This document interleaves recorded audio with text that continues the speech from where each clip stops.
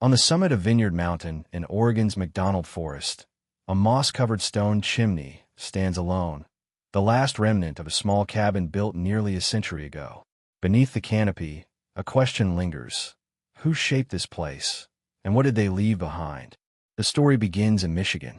George Wilcox Peavy was born in 1869 near Howell, Michigan, the son of a farming family. After earning his bachelor's degree from the University of Michigan, he spent years teaching and working in newspapers. But in 1905, answering Gifford Pinchot's call for a new generation of foresters, Peavy returned to school and earned one of the nation's first master degrees in forestry. He joined the U.S. Forest Service and gained hands-on experience replanting and surveying forests in California. That fieldwork and a deep belief in conservation brought him to Oregon in 1910. Peavy arrived in Corvallis to lead the new Department of Forestry at Oregon Agricultural College. By 1913, he became the department's first dean. There was no blueprint.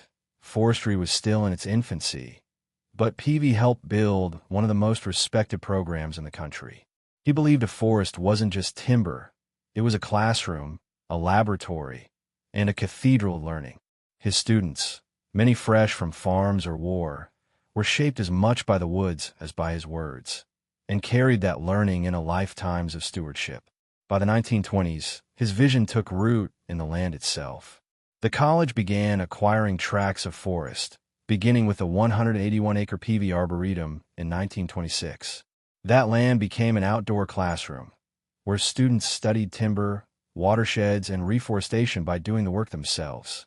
But Peavy's leadership went beyond forestry. During a time of upheaval in Oregon's education system, he was appointed acting president of Oregon State College in 1932 and officially named president in 1934.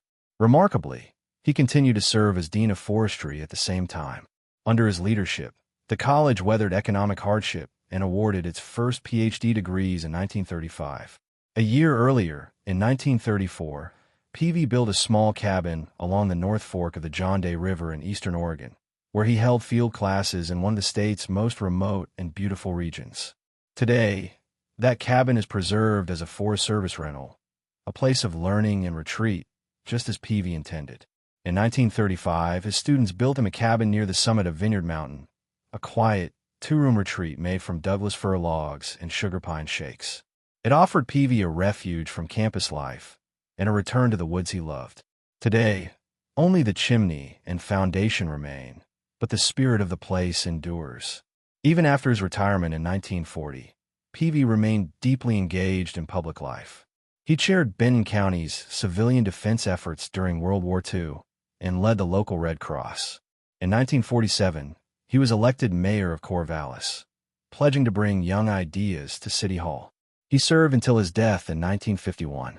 After his passing, Peavy's ashes were scattered near the cabin his students built for him, a final return to the forest that shaped his life. Through it all, Peavy never wavered in his belief that education should help people think clearly, act justly, and serve the greater good. To generations of students, he was more than a professor. He was a mentor, a model, and a living symbol of what forestry could be. Today, the McDonald-Dunn Forest remains a living research landscape, but it's also a proving ground for tradition, grit, and celebration. Students race up tall Douglas firs in the pole climb, balance across limber poles suspended over water, spin on floating logs in the Burling competition, and charge through obstacle courses in the choker race. These events honor the past while building strength, skill, and connection in the present. Rooted in teamwork, resilience, and hands-on learning, these traditions reflect Peavy's enduring values: respect for the land, education through experience, and service to the future. As Gifford Pinchot once said, "A nation deprived of its forests is a nation deprived of its future." That belief shaped George Peavy's life, and today it lives on, in the forests, in the students, and in the legacy he helped grow.